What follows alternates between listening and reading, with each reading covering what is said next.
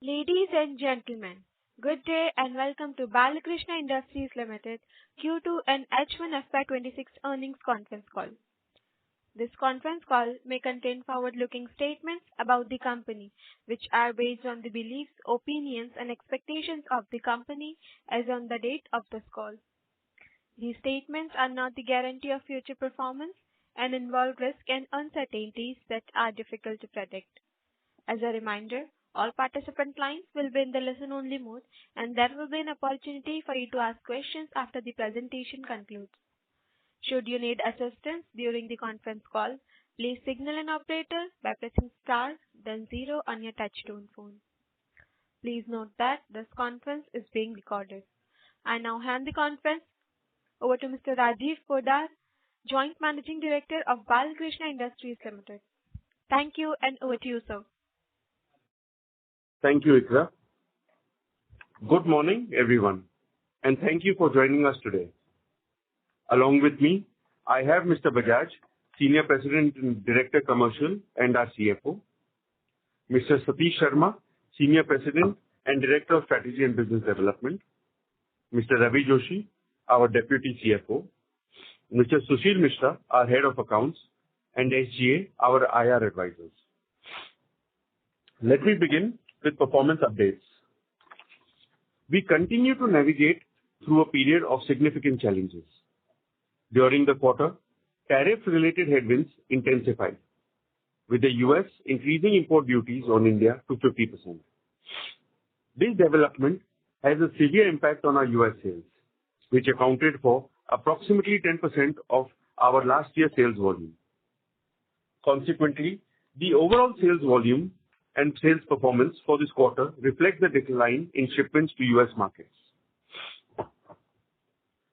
We would also like to take this opportunity to express our gratitude to the Government of India for the reduction of GST rates, a measure that is expected to stimulate end consumer demand and positively influence the broader market sentiment.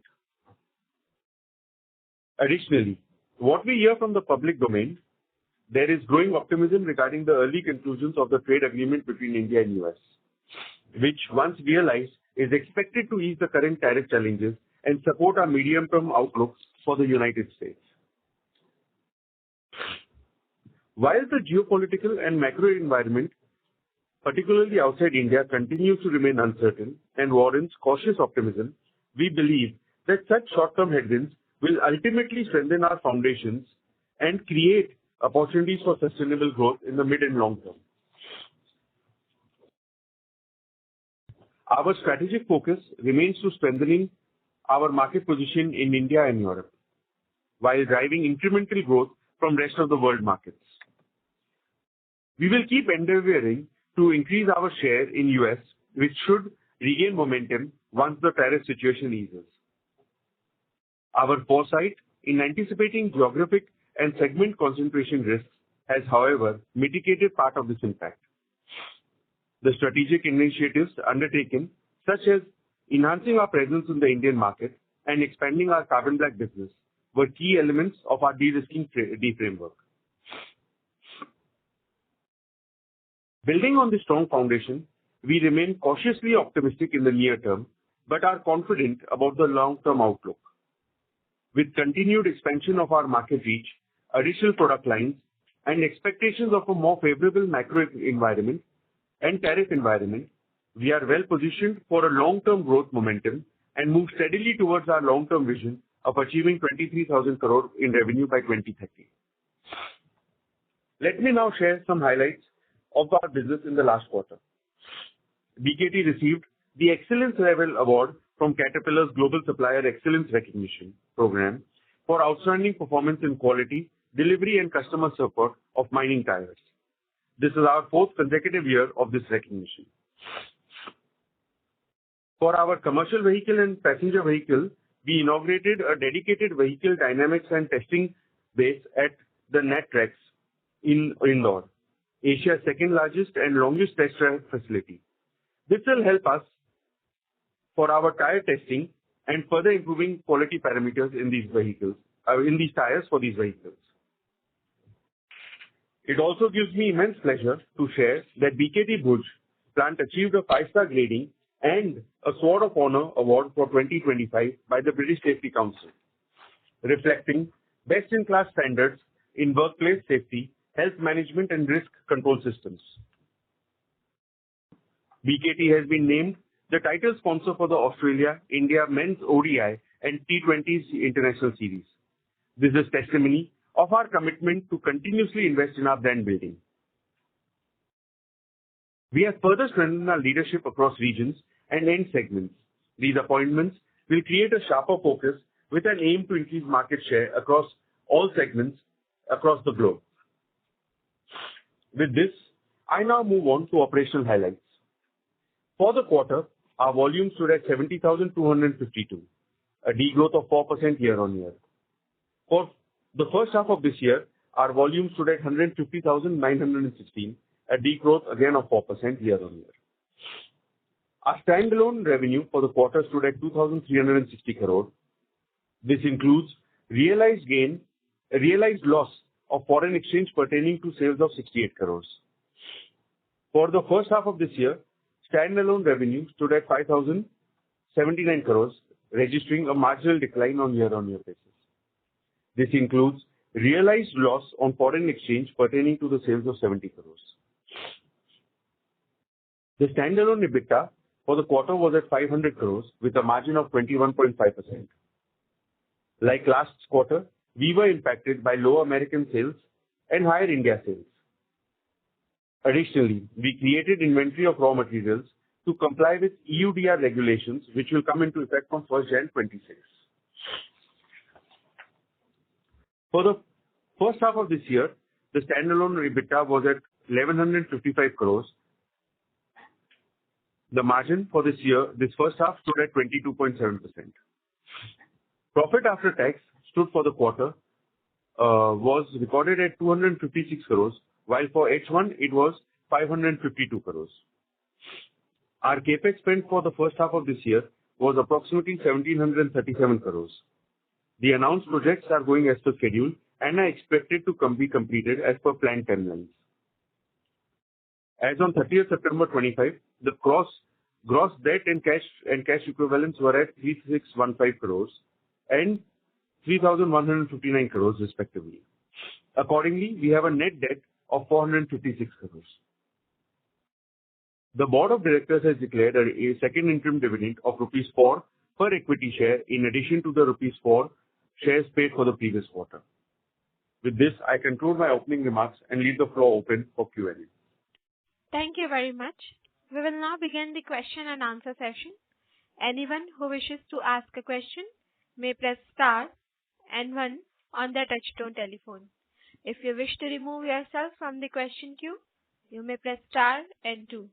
Participants are requested to use handsets while asking a question. Ladies and gentlemen, we will wait for a moment while the question queue assembles. The first question is from the line of Siddharth Bera from Nomura. Please go ahead. Yeah, thanks for the opportunity. So first question is on the left side. We can't hear you. Hello? Yeah, is it better now, sir? Hello? Yes, it's better. Go ahead. Okay. So, sir, just wanted to understand first on the US market. I mean, we have seen that impact of tariffs coming through. Assuming, I mean, if it normalizes at some point, how soon can we sort of see the volumes coming back? How are the inventory levels as of now? And how do you think that sort of quickly turns around going ahead? And second is on the Europe also, we have seen a bit of a softness there. What is happening in that market? Is it also related to the trade uncertainty or why demand is slow there? And when do you see that recovering as well? So for the US, once the situation eases out, we should be able to, and we start seeing normalization. I think hopefully within a couple of weeks, we should start seeing some turnaround. Also, what we are anticipating is there may be some pent-up demand.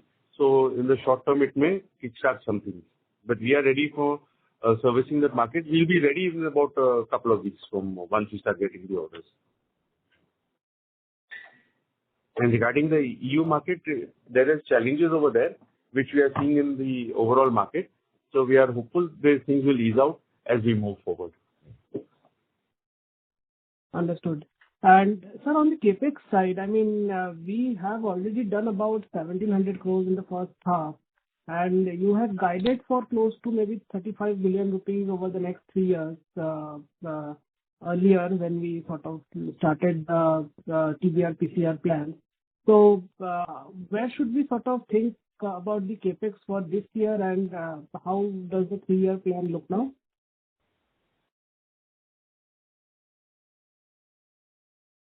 So we envisage the year end to be close to 2,000 to 2,200 crores, and the balance to be in the coming years. Okay, so this year CapEx will be about 2,200 crores. Is that you are saying? Sorry, can you repeat your question? No, I said that we have already done 17 billion in the first half. So where do we Yes. see the CapEx for this year, and how should we look at the next 2 years given the plan of 35 billion we had guided for? So we are, that's what I mentioned. This year we see the year ending close to about 2,000 to 2,200 crores. The balance will come in the next year, and so in the next 2 years we will see the whole money being utilized. Okay. So this year, first half CapEx has been a lot higher. Second half, we will see some much lesser CapEx. Yes, If we have to correct. do We keep on as the plant and machines are getting ready, they will keep on deploying. Okay. And will there be any maintenance CapEx on top of it, or this is the total CapEx we are talking about? This includes the maintenance CapEx. This includes the maintenance CapEx. Okay. And so lastly, on the ASP and margin side also, we have seen a bit of a correction this quarter. If you can just highlight a couple of reasons for that. Is it only the US share reduction or anything else here which has impacted the financials? Yeah, so that is because of the geographic mix and the product mix, mainly contributed by these two factors. Understood. And so lastly, on this plan of TBR and PCR, can you sort of highlight now, like we are probably starting the pilot from Q4. So next year, how much do you think we can produce for the TBR sort of project? It will be a slow start, and we will start somewhere in the second half of the next fiscal. Okay. Second half of next fiscal. Okay. Thank you, sir. I'll come back in the queue. Thank you. The next question is from the line of Raghunandan NL from Nuvama Research. Please go ahead. Thank you, sir. Congratulations on the Caterpillar recognition. On my questions for USA, in Q2 the applicable tariff was 25%, and in Q3 the applicable tariff will be 50%. Would that be right, or 50% was already there in place for part of Q2? For the second half of Q2, the 50% was already in place, sir. Understood. And just to clarify, you are absorbing part of the impact in Q2? No, at the moment we are not selling. We are not absorbing anything, so not selling anything. Understood, sir. And there is a tailwind of Euro INR. How is the realization for Q2 versus Q1, and what is the hedge rate for remaining part of the year? So Q2 was almost at par with the Q1, and the numbers I'm not handy, so I may not be able to comment for the rest of it. Got it, sir. And can you share the freight cost as percentage of sales in Q2? Around 6 to 7% of total sales. Got it. And that should remain at this level? Yes. And just the last question, sir. On the input cost, how are you seeing the trend in terms of Q2 versus Q1?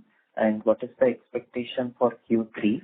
And also the EUDR regulation impact, what kind of a cost impact can it have?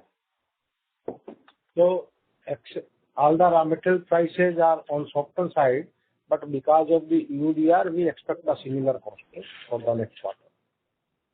Okay, so Q3 30 a flat QOQ. Yes. Got it, sir. Thank you so much, sir. I'll fall back to the queue. Thank you. The next question is from the line of Mumuksh Mandalesha from Anand Rathi Institutional Equities. Please go ahead. Yeah. Thank you, sir, for the opportunity. So, just can you help us understand how the end market US is reacting due to differential tariffs? So, are some of the Indian peers putting, or are some other players taking some market share temporarily, sir? And in the end market, has there been any price hike being taken, sir? So at the moment, what we understand from our local team in US is that there is they're depleting their stock inventory from there. There is no fresh supplies coming in, and everybody is on a more of a wait and watch across the globe. So it is not that other players are at least from India, are able to eat in or anything, to the best of our knowledge. Okay. And has there been some price hikes taken in the end market by the distributors or anything on price hikes? End market price hike? No, at the moment, because they're using old inventory, we don't have any update of any price hikes. But I mean, they may start feeling some pressure once the older stock is depleted. So that time we'll have to wait. I mean, truly, either the tariffs ease out, or then you will get a true color of it if it doesn't ease out in the coming quarters, because the inventory would have depleted by then. Got it, sir. And sir, on the new segment, sir, can you update how are the progress happening in terms of the new product development, in terms of sizes, etc., and how the channel building, sir? Yeah, the progress is as per plan. I cannot share the plan in complete details on the call, but I can clearly state that the progress is to plan. There is no variation to the plan. And like I mentioned in the previous question, we are set to release our first production in the second half of the next fiscal. Got it, sir. And sir, lastly, what is the carbon black sales for this quarter, sir? It is around 55% of the total production. And if you are asking from the turnover point of view, it is less than 10%. Less than 10%. Thank you so much for the opportunity. Thank you. Thank you. The next question is from the line of Yash Agrawal from Nirmal Bang. Please go ahead. Hello, sir. Good. Thank you for the opportunity. I just wanted to understand from the demand side of Europe, like how it will pan out in H2, whether it will get better from current situation.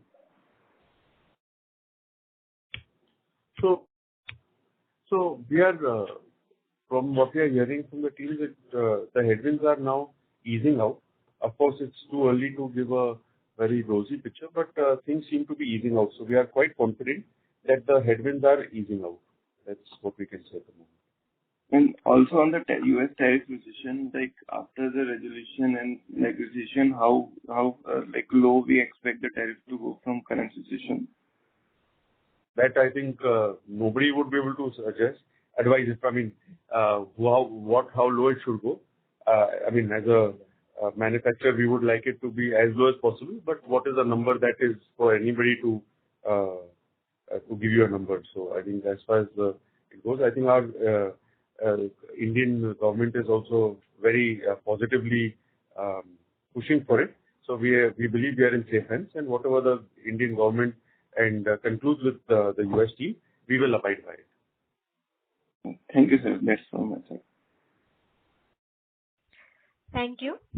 The next question is from the line of Joseph George from IIFL Capital. Please go ahead.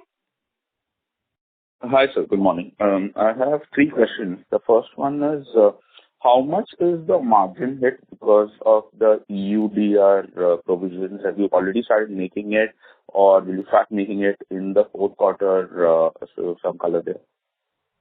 So we have already started procuring and then material from last quarter, and that you can see the impact of it. We will not be able to give you the exact breakup of, I don't have the numbers for the exact breakup between the EUDR split and that, but it definitely has started kicking in. And we see it to be now fully in place this last quarter. So, would it be right to assume that this quarter's margins take into account the full impact of these provisions or these procurements, or do you expect incremental impact going into the subsequent quarters?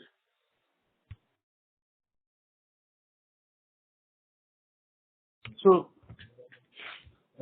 this quarter is not impacted fully. Next quarter it will be fully impacted, but then whatever implication is there, that will be offset by the softening of the other raw materials.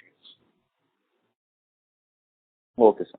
The second question that I had was on carbon black revenues. So when do we expect to see a ramp up in carbon black revenues with the specialty carbon black revenues kicking in? Next financial year we should be able to see. Okay, thank you. The last question is, I think in the past you had guided to a low single digit kind of a volume growth this year. Is there a revised number that you can give out based on the 1H numbers, or are things too uncertain to really talk about a particular one? We have not given any guidance, but we will always maintain that it is there is too much volatility in the world to give any guidance. So we are not giving any guidance, and we have not given in the last quarter. Okay, sir. Thank you. Done. Thank you.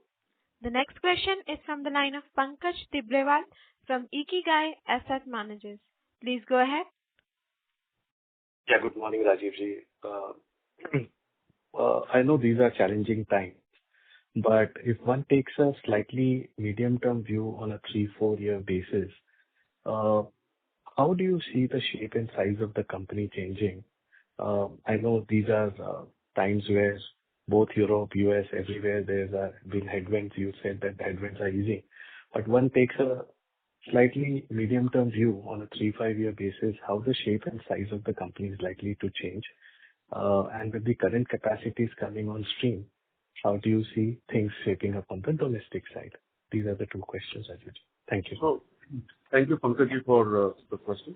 I think, as I mentioned, that in the short term, there are headwinds and there is humongous volatility. That said, we are not shying away from investment either in the terms of branding or in terms of infrastructure setup, because we believe that these are the times where we have to make our foundation stronger. And the more the foundation becomes stronger, as these headwinds ease out, we will be ready to jump and take use of the opportunity. As far as the midterm view is, we are quite positive, both from the export market, because we believe Europe headwinds are going to ease out, and with the positive statements from our government and the push that they are making, we believe the US scenario should also ease out. So we are getting ready for that. So that is there on the export market. As far as Indian market is going, our strategy to enter that in 2016-17 is paying good dividends now. Otherwise, that would have been a little bit more challenging. So with the Indian GST, as I mentioned, our government has reduced the GST, which will have an impact at the end user level. So midterm, we are quite positive, and long term, I have always mentioned, the company working towards its vision of 23,000 crore turnover by 2030. So mid to long term, we see the company shaping up in a very strong way. As I mentioned, these are the times where we are investing in manpower. As I mentioned in my speech, we are recruiting wherever we are seeing the gaps in resources. We are investing in plant and machinery with roughly about 1,700 odd crores already spent in the year, and additional money being spent to upgrade and set up new capacities, and also on branding. So all these activities are being done. We are also setting up testing facilities for our newer products. So all these are being done because we see positivity in the mid to long term. So that is how we are seeing the company, and we are building it towards that with a full intent of capturing the markets as and when it is ready. It is, coming back. Fantastic. And always being an old tracker of Balkrishna for last 2 decades, you have used challenges to overcome, medium-term vision. And the casing point was the way you entered the domestic market, and now you are at a 17-18% market share, which is quite commendable in the agri space. If they take the same thought process to the TDR and the PCR market, what will make the team happy? I'm sure you have recruited, Mr. Sharma is there, everybody, the entire team is there, and we have started to get feelers from the ground. But would love to hear your aspiration. What will make the team at Balkrishna satisfied over a 5-year period on the PC and the TBR market? Thank you. So, thank you for that. Thank you for the compliments on the domestic market. I'd just like to correct you. Our agri market share is not 17%, but is over 20%. So that is what we have been able to do. As far as the consumer business is there, we are setting the foundations currently in terms of, as Satish mentioned earlier, the product development program is going as per plan. The manufacturing setup project is going as per plan. We are working towards building the strong foundation over there. As far as the end result is there, I think what we are aspiring for is in the next 5 years to get between, get about a 5,000 crore revenue from this business by 2030, which would equate to roughly 5 to 7% of the, 7 to 8% of the market share in the midterm. That would make us happy if we were able to achieve that. And doing that with, with respectable bottom line and margins. So we don't want to, we will always be setting a position of a premium player. That's the view and aspiration. Fantastic. Wish you all the best, and I'm sure these challenging times will get over very soon. So wish you all the best. Thank you. Thank you. Thank you. Thank you. Ladies and gentlemen, in order to ensure that the management will be able to address questions from all the participants in the conference, kindly limit your questions to 2 per participant. Should you have a follow-up question, please rejoin the queue. The next question is from the line of Basudev Banerjee from CLSA. Please go ahead. Yeah, morning team. Couple of questions. So one, if we see that it's almost a prolonged period that overall annual volume is restricted around this 300,000 ton because of tariffs or macro issues. But in the meanwhile, India piece has moved up from 12% of revenue to 25-30% of revenue. Now GST cut, infra push, etc. as you highlighted. So can you see what kind of size of opportunity lies in India market and how further it can go up so that it can de-risk you more from these global uncertainties? And that's the first question. So for the Indian market, we believe the opportunity is yet quite large across all the off-highway sectors. And with this, when the brand is being created and all, even this will have an effect on the consumer business and will help us there. So we are quite upbeat about India, and we are very, very positive. So we see a huge opportunity here for us to capture. So broadly, I was trying to understand that, can you see like India being 50% of your revenue in next 5 years' time? Do you aspire for such a situation, or you want to keep it limited as such? So we are hopeful that the European countries and the US would also come back.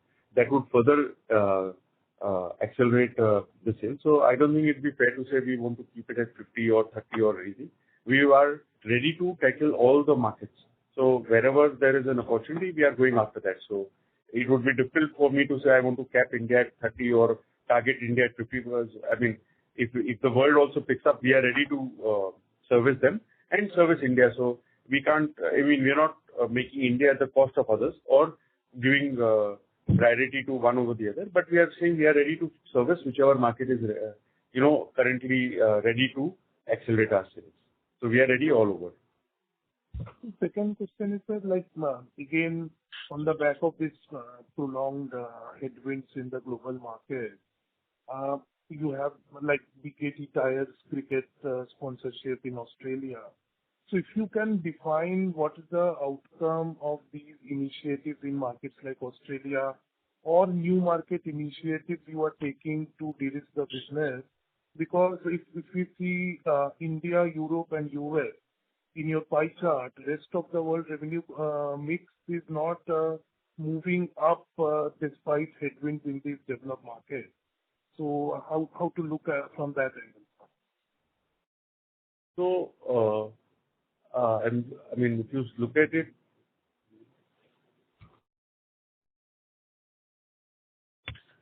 if you look at it, this way, earlier India was also part of the rest of the world for us. It was Europe and America and then rest of the world.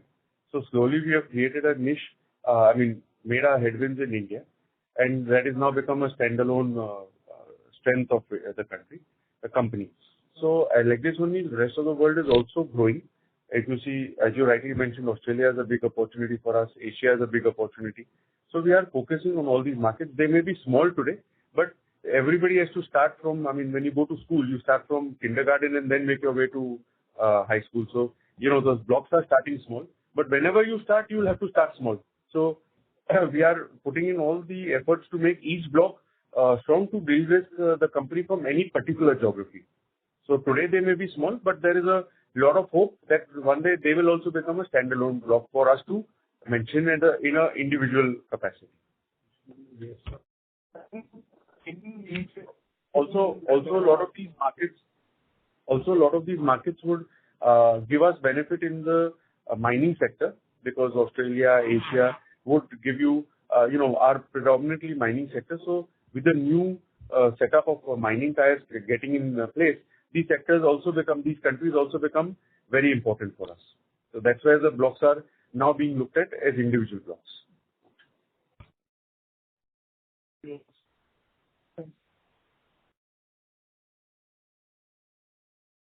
Sorry to interrupt, Basudev. We are unable to hear you. Please check your network connection and rejoin the queue. The next question is from the line of Mihit Vora from Equirus. Please go ahead. Yeah, thank you for taking my question. So my first question was on the US market, where currently we are seeing this 50% tariff. So just on Q3, do we expect to maintain that 14% share of US business, or it will drastically come down at the current tariff levels as such? At the current tariff level, it will definitely come down and be compensated by margin, by sales to other geographies. But if tariff reduced, then things would look positively on that. What tariff levels would we see it as a viable option in terms of where we start supplying? Any number to that? No, I think we'll refrain from commenting on that.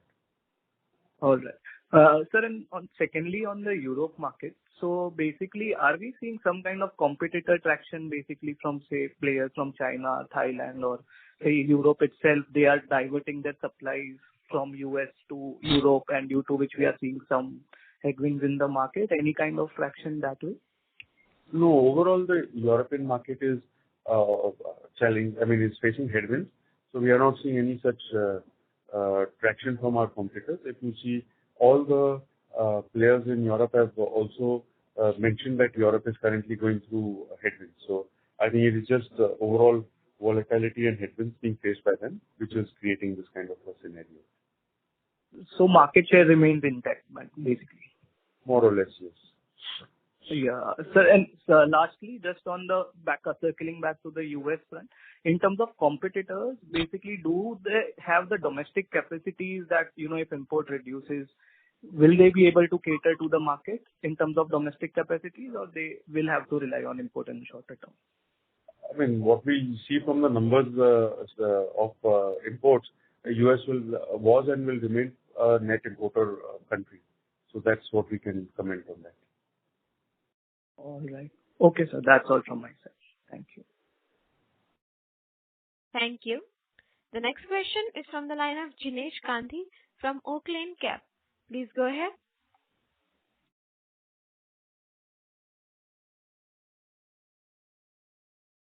Jinesh, your line is unmuted. Please proceed with your question. Yeah, can you hear me? Hello? Yes, we can hear you. Yeah. Hi. Rajiv, two-part question. So, obviously, what is happening in U.S. today is one could not have foreseen, but we obviously a few years back had thought of putting up a capacity locally in U.S., which in hindsight would have been a great initiative. But given the importance of U.S. market and OHT market globally and our aspirations in U.S., does it make sense to reevaluate that kind of initiative to actually be offensive in the U.S. market and aim for much larger market share than what we would be getting organically through India right now, through India supplies right now? How do you think about that? So we yet see that any such move will come at the cost of economics, and that's why we had shelved the program, and we continue to hold the same stand at the moment. Okay. And second question pertains to given the uncertainty longer it stays in the global market, one may see some of your weaker competitors or even bigger competitors defocusing on this segment. So are we open to M&A to strengthen in either in areas of our weakness in terms of product or geography? We are, as I mentioned, we are at BKT, we are always open to opportunities. Whichever come, we will evaluate them, and if we see positivity, we will grab them, whether this could be in terms of any of the options that you have mentioned or otherwise, and we will continue to do our work, which is on building the brand, building the product portfolio, building the infrastructure, and waiting for an opportunity to come, which we are ready to grab. Got it. And lastly, just to understand, what was the benefit of RM cost in this quarter, and how do we see that playing out in at least for 3Q, given the trends in the spot prices? So there is no benefit that we have got for RM. Our cost is higher a little bit because the EUDR. As Mr. Bajaj mentioned earlier, that the EUDR impact would fully come in, but that would be offset by some of the other raw materials which are softened. So overall impact should be stable. Okay, but netto, forget the EUDR implications, but the natural rubber prices and synthetic rubber prices would see a reasonable decline in 3Q, which will get offset by EUDR impact. But Yes. Gross basis, commodity should be a tailwind, right? Yes, it will be safe. Got it. Great, Rajiv. Thanks and all the best. Thank you. The next question is from the line of Rishi Vora from Kotak Securities. Please go ahead. Sir, just one question from my side. On this EUDR regulations, is there any impact which you could quantify for this quarter? I remember when, a couple of quarters back, you had highlighted that the procurement cost of natural rubber will go up by 10%. So that's the ballpark number which we should work with? We don't have that readily available. We are working on it because the other commodities are also going down. So we're trying to see the impact. We don't have that exact number at the moment. Okay, but the procurement cost would be around 10% higher than whatever the spot price is for the natural rubber? So no, that is also reduced. So that is why it's a moving number every day. So it's difficult to give a fixed number because every day. See, last time when the EUDR had come in, it was too new, so people were not ready. Now in the 1 year, a lot of people have got ready. So that's why the impact will be lower, but it is, every day there is a movement on that. So it's difficult to comment on a fixed number. Understood. And sir, just secondly on the EU market, at least we have seen that the agri replacement over the last couple of quarters have been not declining, but kind of have steadied at a slow single-digit growth, and still we are witnessing a decline over there. So No, it's just that we are doing some inventory destocking and retail level, things are okay, or is there anything else? Because at least at an industry level, we are not seeing this much of a decline which the company is reporting, at least in first half. Sorry, can you repeat the question? We missed the question. As in the agri replacement in... Ladies Hello? and gentlemen, we have lost the line for the current participant. Due to time constraint, this would be the last question for today. I now hand the conference over to the management for closing comments. So I think thank you to everybody for taking the time out for coming up on this call, and we hope to see you all in the next year, in the new year, and wishing you best for the coming season. Thank you. Thank you very much. On behalf of Balkrishna Industries Limited, that concludes this conference. Thank you for joining us, and you may now disconnect your lines.